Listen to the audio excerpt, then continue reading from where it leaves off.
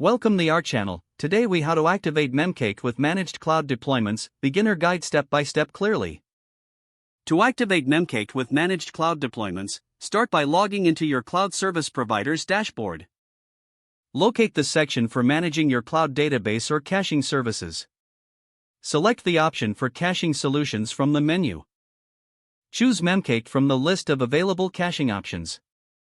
Review the configuration settings, including memory allocation and instance size. Adjust the memory allocation based on your application needs.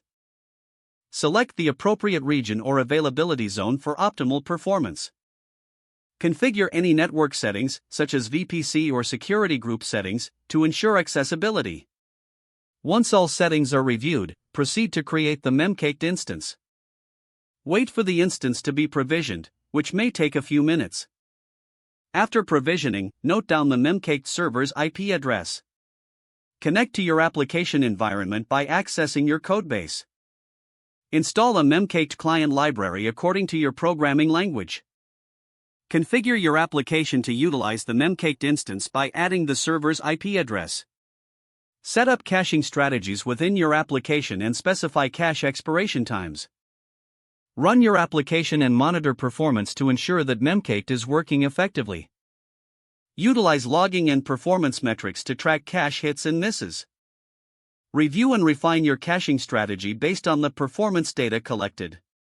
With these steps completed, your Memcached should now be successfully activated in your managed cloud deployment. If the page does not load, refresh the browser or try again in a private or incognito window.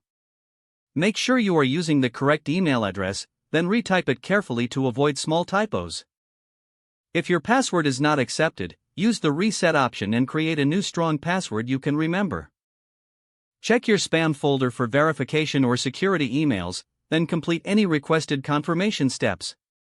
Enable two-factor authentication if available to improve account security and reduce unauthorized access risk.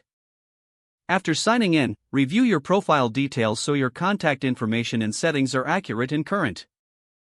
If you see an error message, note it down and try again after restarting your device and internet connection. Log out when you finish, especially on shared devices, to keep your account and payment information secure. If the page does not load, refresh the browser or try again in a private or incognito window. Don't forget to like this video and subscribe to our channel for more step-by-step tech guides.